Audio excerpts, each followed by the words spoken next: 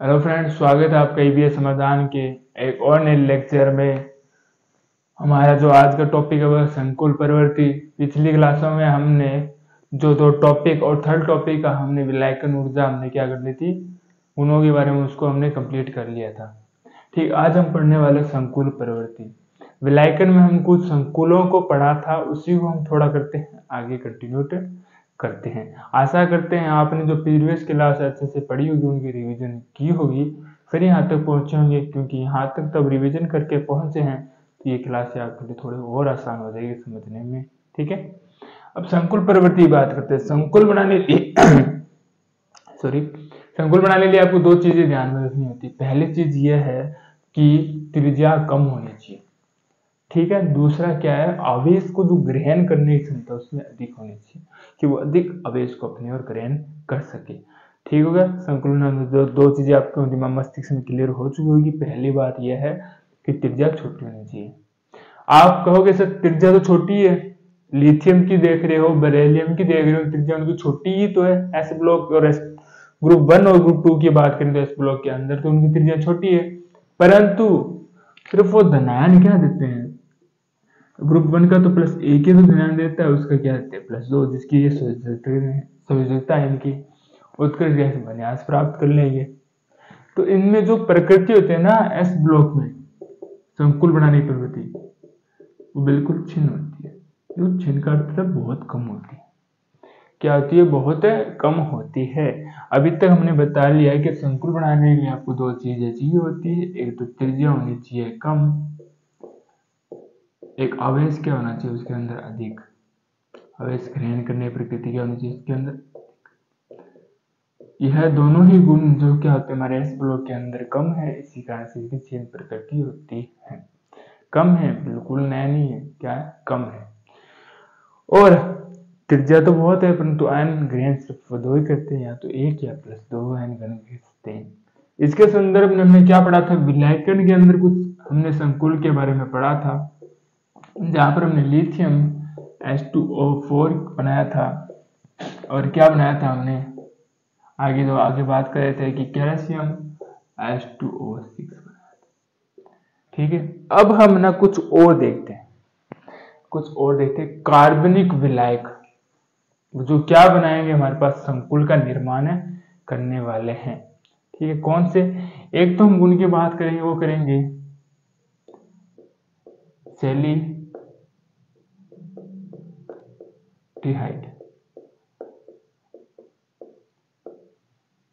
व beta diketone. ठीक है, एक तो सेलीडिहाइड और एक बीटा कीटोन क्या करते हैं, उनका जब हम किलेटीकरण करोगे तो हमें प्रबल संकुल मिलते हैं। अब वो क्या मिलेंगे, प्रबल हमें क्या मिलते हैं, संकुल देखने को मिलते हैं जब हम सेल्डिहाइड और डाइकीटोन के किलेटीकरण से करते हैं। अब कैसे सेल्डिहाइड का किस प्रकार से हम बनाएंगे संकुल, उनके बारे में हम चर्चा करने वाले हैं। पहले हम करते हैं सेल्डिहाइड, उसको देते हैं 1 नंबर।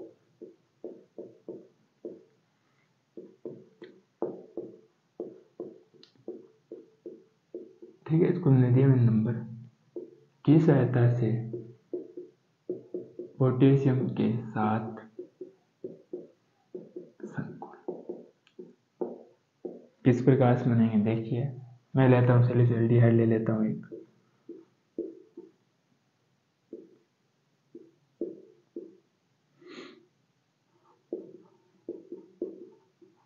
ठीक है, यहाँ पर मैंने ले लिया पोटेशियम, फिर इसके साथ जुड़ेंगे जल के अणु कुछ, साथ में जुड़ेगा पोटेशियम।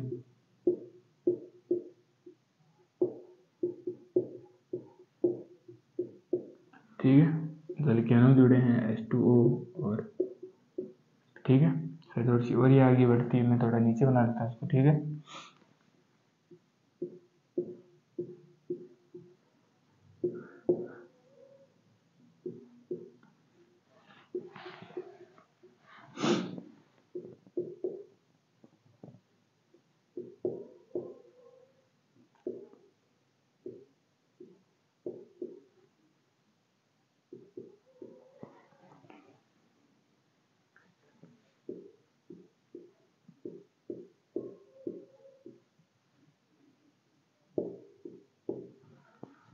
ठीक है, थोड़ा सा इसको आगे और बनाते हैं। फिर संरचना आपको बस याद ही करनी होगी, एक दो बार इसको बनाओगे ना आपको इजीली याद हो जाएगी। ठीक है,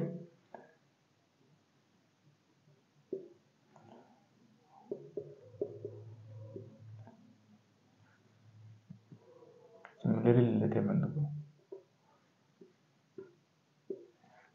ठीक है,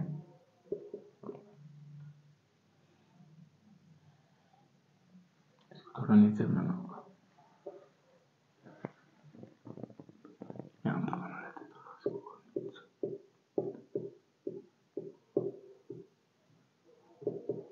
सही से बनाना, गलती नहीं करना आपने, बस ज्यादा इसमें गलती होने का चांस है नहीं।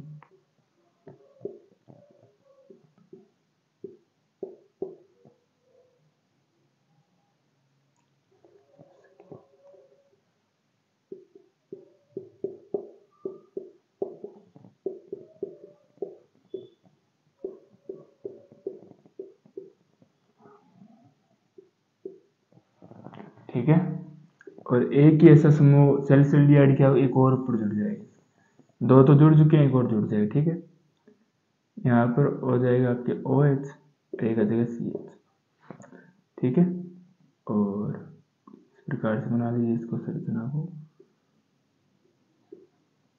ठीक है, ठीक है, इसको थोड़ा सा और अच्छे से लिख लें तो के साथ जुड़े हैं ये भी के के साथ जुड़ा है, ये भी के। ठीक है, इस प्रकार से क्या बना लेंगे, ये संकुल बना लेंगे, प्रबल संकुल।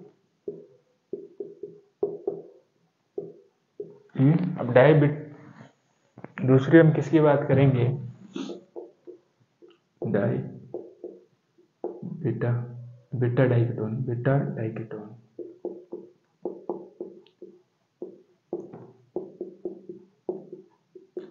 लिथियम प्लस की, यहाँ पर भी के प्लस है, यहाँ पर लिथियम प्लस। ठीक है,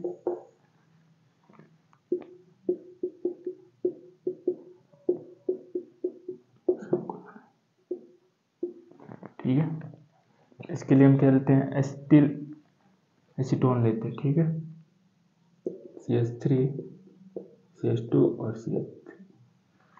ओके,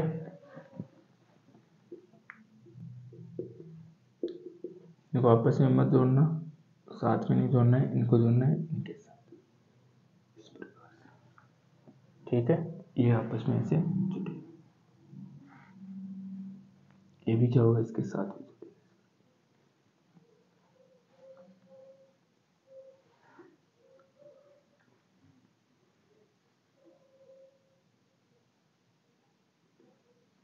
ठीक है, कुछ इस प्रकार से जुड़ेंगे।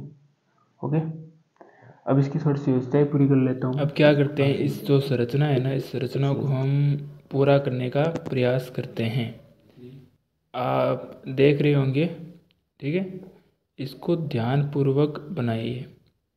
और ये हमने सिंगल सिंगल बॉन्ड इसके साथ जोड़ दिए हैं, डबल बॉन्ड, बहुत आसान संरचना है। अब हम क्या करेंगे, अब हम इसके साथ में, इसका नाम क्या होगा, इसका नाम होगा एसीटोन हो जाएगा। ठीक है, एसीटोन हो जाएगा।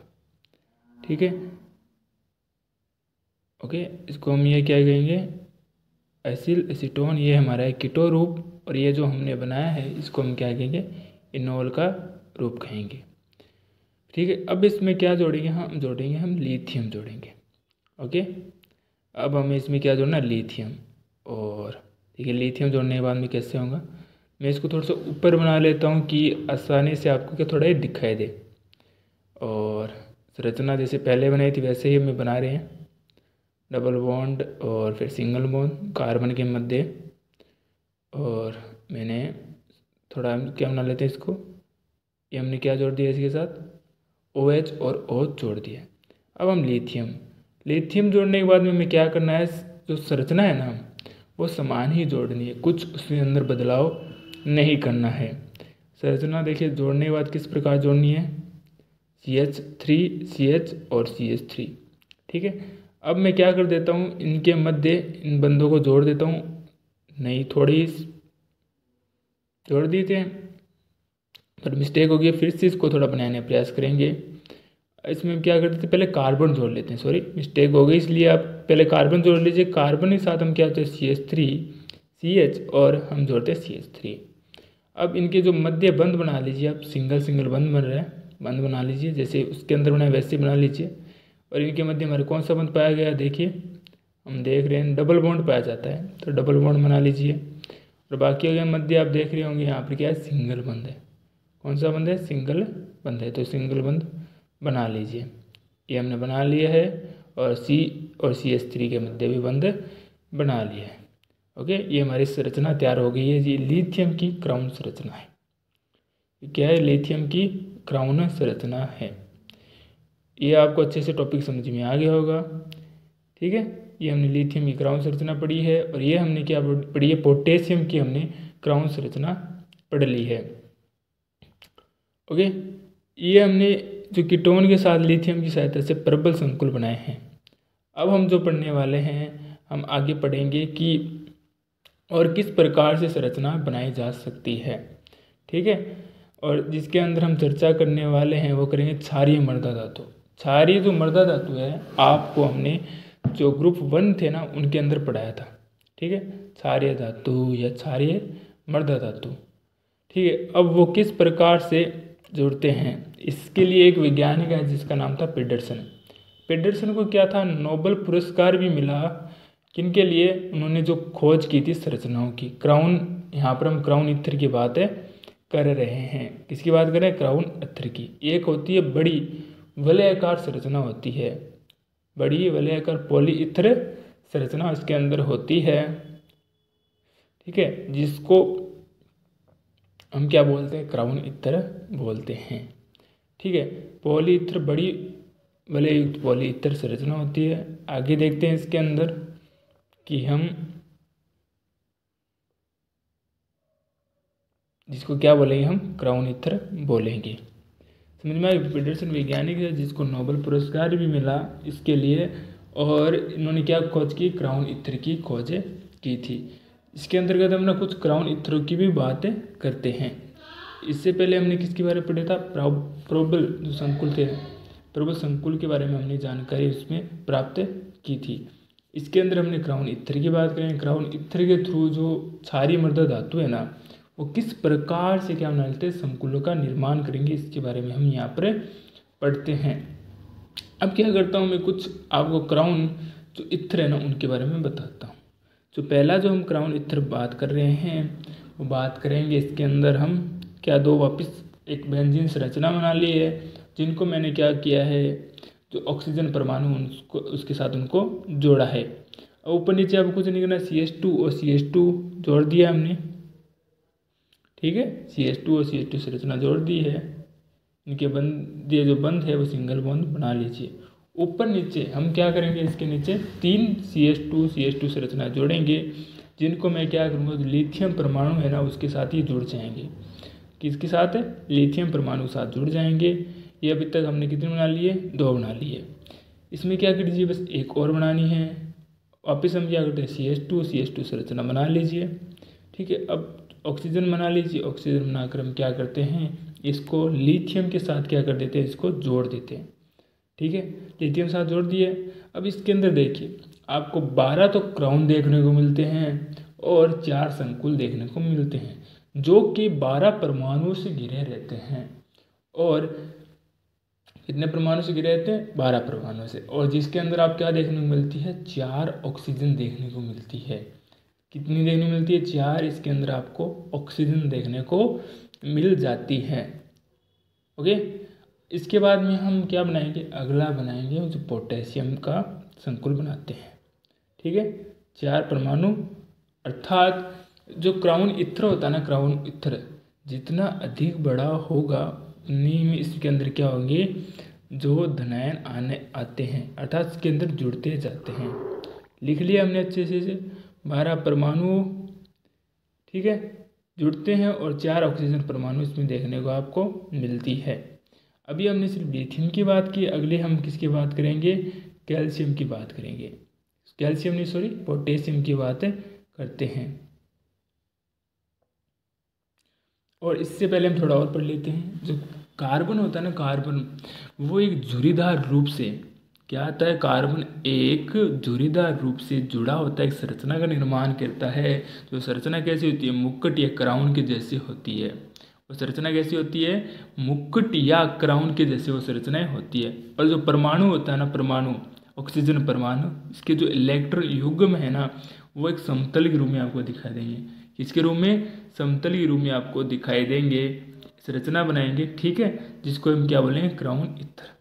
आगे हम किसकी बात करेंगे, आगे हम पोटेशियम की बात करेंगे, जिसके अंदर हम दो बेंजीन लेंगे। पहले हम क्या बनाएंगे, दो बेंजीन बना लीजिए आप इसमें से अच्छे से, ठीक है। वैसे ही बनाएंगे जैसे हमने पिछले वाला बनाया था, लिथियम के साथ बनाया था ना, वैसे ही बनाएंगे। पहले इसकी हम क्या करते थे, बंद के साथ ही सोचते हैं, पूरी इसकी हम कर देते हैं। अब हमें क्या करना है, अब इसके अंदर हमें ऑक्सीजन परमाणु जोड़ने, जैसे पहले उसमें जोड़े थे सेम, उसी कुछ बदलाव नहीं करना है, ठीक है। अब हम क्या जोड़ेंगे, इधर बीच में जोड़ देते पोटेशियम के लिए, और हम क्या जोड़ते थे इसके अंदर, CH2 और CH2, हमने दो जोड़ दिया ना। अब एक CH2 और जोड़ना है, और इनके ऑक्सीजन के साथ सिंगल सिंगल इसके साथ बंध बना देने हैं। फिर से मैं क्या करता हूँ, दूसरी तरफ भी आपको सेम ऐसा ही काम करना है, ऐसी ही संरचनाएं बनानी है। किस प्रकार से, ठीक है। अब क्या करते हैं, जो इसको जो कैल्शियम है, जो बेंजीन के साथ जो ऑक्सीजन है, उनको भी जोड़ देने हैं, और जो हमने और ऑक्सीजन को बनाया था उसको भी हमें क्या होता है, पोटेशियम के साथ में जोड़ देना है। वैसे ही संरचनाओं का निर्माण हम दूसरी तरफ भी करेंगे। CH2 हमने ऊपर बना लिया, हम फिर क्या बनाएंगे, इसको नीचे की तरफ बनाएंगे, CH2 और CH2, ठीक है, बना लिया है। बनाने के बाद में क्या है, जो बेंजीन से जुड़ी जो ऑक्सीजन है, और जो हमने ऑक्सीजन एक और ली है, उस ऑक्सीजन को भी क्या जोड़ देते हैं, पोटेशियम के साथ में जोड़ देते हैं। इसके अंदर आप जब देखोगे तो आपको क्या दिखाई देगा, उसके अंदर कितने थे, 12 क्राउन थे, तो यहाँ पर क्राउन कितने की संख्या हो जाती है, 18 क्राउन हो जाते हैं। और वहाँ पर संकुल आपको 4 दिखाई देते हैं, संकुल यहाँ पर 6, अर्थात यहाँ पर आपको 18 परमाणुओं से ये घिरा हुआ दिखाई देगा। क्या दिखा 12, और एक बार क्या कर लीजिए, ठीक है, यहाँ पर 12 परमाणु से वो लिथियम वाला, और पोटेशियम यहाँ पर क्या है, 12 परमाणु से घिरा हुआ दिखाई देगा। एक क्राउन संरचना बनाएंगे, ठीक है। और ये हमने अभी तक पढ़ लिया है, जो कार्बन होता है वो झुर्रीदार रूप से घिरा होता है, और ऑक्सीजन क्या होता है, समतल रूप से एक संरचना बनाता है, ठीक है। समझ में आ गया, समतल रूप से एक प्रकार क्या बनाता है, वो संरचनाएं बनाता है। एक बार क्या कर लीजिए, इसको अच्छे से आप नोट डाउन कर लीजिए, और संरचनाएं आपको ये लिथियम और पोटेशियम के द्वारा क्राउन जो हमने पढ़े थे इथर, उसके बारे में हमने अच्छे से बता दिया है। किस प्रकार से ये 12 क्राउन बनाते हैं, ये क्या बनाते हैं, 18 क्राउन बनाते हैं, ओके। अच्छे से एक बार इसको नोट डाउन आप कर लीजिए। इसके बाद हम अपना अगला टॉपिक स्टार्ट करेंगे, ठीक है। अब हम क्या पढ़ने वाले हैं, अब ये संकुलों के बारे में पढ़ लिए, तो देखोगे इसमें तो अधिकतम क्या, इसके अंदर 4 संकुल आ रहे हैं, और इसमें क्या 6 आ रहे हैं। अधिकतम ये 10 संकुलों को ही ले सकता है। कितने संकुलों को ले सकता है ये, ग्रहण कितने को संकुलों को करेगा, मात्र 10 संकुलों को ही, 10 से अधिक नहीं। अगर ये 10 से अधिक ग्रहण करना चाहेगा भी ना, तो उसे बोलेंगे अनुचुंबकीय। क्या बोलेंगे उसको, अनुचुंबकीय, जो क्या होगा, काले रंग का होगा। क्या होगा, काले रंग का होगा, जिसका सूत्र यहाँ पर आपको दिखाई दे रहा होगा, CS क्राउन ईथर इलेक्ट्रॉन है। क्या होगा ये, जिसको हम कहेंगे अनुचुंबकीय इलेक्ट्रोड कहेंगे, जो क्या होंगे, काले रंग का होगा, जो क्या होगा, काले रंग का होता है। अनुचुंबकीय होगा, इलेक्ट्रोड होगा, तो ये क्या होगा, काले रंग का होता है। इसकी जब बात करोगे ना, तो ये ना 10 को ही ले सकता है, सोचता जिसकी 10 है उसको ही ले सकता है, ये दोनों 4 संकुल, 6 संकुल, 10 तक ही संकुल बना सकता है। और इससे भी जब हम अधिक स्थाई की बात करते हैं, तो हम क्या चलते हैं, क्रिप्टोट की तरफ चलते हैं। इससे भी अधिक थोड़ा क्या होता है, एक क्रिप्टेट होता है। इसका अर्थ क्या है कि इसके अंदर जो धनायन है ना, जितना बड़ा आकार होगा ना, उतना ही इसमें क्या होंगे, धनायन फिट हो सकते हैं इस क्राउन ईथर के अंदर, ठीक है। अब जब अगले जिसमें बात टॉपिक की जो बात करोगे आप, इसमें किसकी बात करेंगे हम, इसमें बात करेंगे हम क्रिप्टेट की बात करेंगे। तो इससे पहले हम क्या लिख लेते हैं, एक लाइन लिख लेते हैं,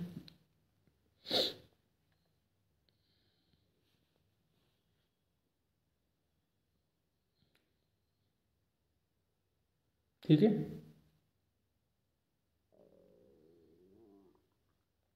इस लाइन को हमने लिख लिया है कि जितना अधिक बड़ा क्राउन ईथर होगा उसके अंदर जो धनायन जो इसके अंदर जुड़ते हैं वो उसके अंदर उतने ही धनायन जुड़ेंगे। ठीक है, जितना बड़ा क्राउन ईथर होगा उतने ही धनायन गैस में आ सकते हैं। इसके अलावा अगला टॉपिक हमारे क्या पढ़ते हैं, क्रिप्टेट के बारे में पढ़ते हैं। क्या पढ़ सकते हैं, क्रिप्टेट, और इसका सूत्र क्या हमने जो पढ़ लिया, CS क्राउन ईथर इलेक्ट्रॉन है। अगले जो हम चर्चा करेंगे ये क्या होता है, हमारा काले रंग का होता है, हमने बात कर ली है। अब अगले बात करते हैं क्रिप्टेट क्या होता है। ठीक है, ये क्या होता है, इससे भी अधिक जब हम प्रबल संकुल या हम जब बात करते हैं ना जो स्थाई, ठीक है, इसके लिए सूत्र क्या होता है इसका, NCH2, ठीक है, CH2O CH2 इसकी ट्राइस और फिर N, इसका क्या होता है सूत्र होता है क्रिप्टेट का, जिसको हम क्या लिखते हैं, दो क्रिप्टेट से लिखते हैं। क्रिप्टेट को हम क्या लिख देते हैं, दो क्रिप्टेट से इसको लिखते हैं। ओके, इसको क्या लिखते हैं, दो क्रिप्टेट से लिखते हैं। ओके, ये क्या होता है, ये थोड़ा सा ना अधिक स्थायी होता है, अधिक आवेश को ले सकता है। ठीक है, 10 आवेश तक इसको ले सकता है। इसी के लिए हम क्या होते हैं, क्रिप्टेट की बात करते हैं। क्रिप्टेट थोड़ा अधिक स्थायी होता है, क्या होता है, थोड़ा सा ये स्टेबल होता है। ठीक है, सारी जो मृदा धातु है ना वो अधिकतर क्या करते हैं, संकुलों का निर्माण नहीं करें, एक्सेप्ट किसी करेंगे बेरिलियम की बात। बेरिलियम क्या करता है कि अच्छा क्या है, संकुल बनाता है, जिसमें हमने बात भी की थी, बेरिलियम फ्लोराइड की भी बात की थी। ठीक है, बेरिलियम है जो क्या बनाता है, संकुलों का निर्माण कर सकता है। और इसके अलावा जो प्रथम ग्रुप है ना वो तो अधिकतर अधिकांश यौगिक क्या करते हैं, संकुलों का निर्माण करते ही हैं। ठीक है, इसमें जो हमने क्या पढ़ा था, बेरिलियम F4, जो हमने पिछली फ्लोराइड आयन थे ना उनके द्वारा बेरिलियम क्या बना रहा था, संकुल का निर्माण कर रहा था। क्षारीय मृदा धातु अधिकतर नहीं करते हैं, सिर्फ और सिर्फ ग्रुप 1 है ना वो करते हैं। इसके अलावा हम एक और संकुल की बात करेंगे, रुबेडियम CN6 और H2O, ये भी क्या एक संकुल का निर्माण कर रहा है। ये इतना हमने अभी तक क्रिप्टेट के बारे में पढ़ा है। ठीक है, समझ में आपको आ गया होगा। ग्रुप 1 है वो क्या करते हैं, अधिकांश दिखाई देते हैं। अब देखिए हम कुछ और दो संरचनाओं की बात कर रहे हैं, जो एक संरचना कौन सी है, क्लोरोफिल और क्लोरोफिल बी। ठीक है, ये किस प्रकार संरचना है, इसको ध्यान से देख लीजिए कि जिसके अंदर क्या दिखाई देता है आपको, CH बंध में N, और मध्य में आपको क्या दिखाई देता है, मैग्नीशियम धातु। ठीक है, और इसी प्रकार से जो एक संरचना है वो यहाँ पर किसकी दिखाई देती है आपको, EDTA, संकुल संरचना है। क्या है, संकुल संरचना है, जिसके मध्य में ये नॉर्मल फॉर्मूला बेस में हो गया। ठीक है, जहाँ पर ये M मेटेलिक को शो करता है, जहाँ पर मैग्नीशियम व कैल्शियम आ सकते हैं तथा, और ये बीच वाला आपको दिखाई दे रहा होगा, ये क्या इसकी संरचना है, मैग्नीशियम मेटेलिक है, यहाँ पर मेटल क्या ले सकते हो, मैग्नीशियम व कैल्शियम ले सकते हो। ठीक है, ये आपने 12th क्लास में पढ़ा होगा। अब इसके बाद क्या होते हैं, दो संरचनाएं आपको अच्छे से देख लेनी है। ठीक है, और अब क्या होगा कि आपको स्क्रीन पर भी दोनों संरचनाएं दिखा देंगे कि थोड़ी सी और क्या बना सकते हैं, इसको सही तरीके से आप बना सकते हो। अंतिम और आखिरी संरचना हम बनाएंगे, उसके बाद में टॉपिक क्या हो जाएगा, एंड हो जाएगा। क्या हो जाएगा, टॉपिक ये एंड हो जाएगा।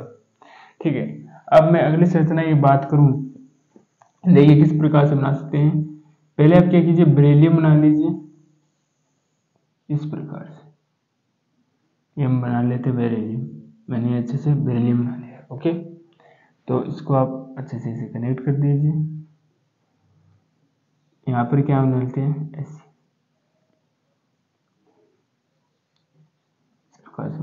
बहुत ईजी संरचना है ये।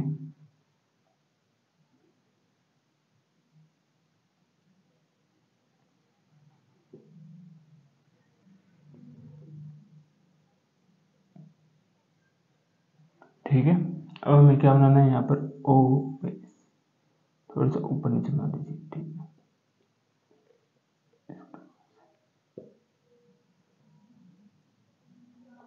ओके, अब एक बेरिलियम और बाकी रहा है, कह रहा है एक बेरिलियम और बाकी रहा है, तो आपको कुछ इस प्रकार से बना देनी है संरचना। ठीक है, और ये जाके कनेक्ट किससे होगा, इससे कनेक्ट होगा। ठीक है, इस प्रकार से आप इसकी भी संरचना बेरिलियम सल्फेट की संरचना बना सकते हैं। ये संरचना आपको स्क्रीन पर भी थोड़ी दिखाई दे रही होगी। ठीक है, वहाँ से इसको ना आप क्या कीजिए, रोक लीजिए, पॉज कर लीजिए, फिर अच्छे से संरचना को फिर से देखिए। और ये हमारा जो टॉपिक है यहाँ पर एंड होता है। मिलते हैं आपको एक और नए लेक्चर के साथ, जिसमें हम क्या करेंगे, थोड़ी और इस ब्लॉग की थोड़ी सी और बातें करेंगे। मिलते हैं आपको एक और नए लेक्चर में। धन्यवाद।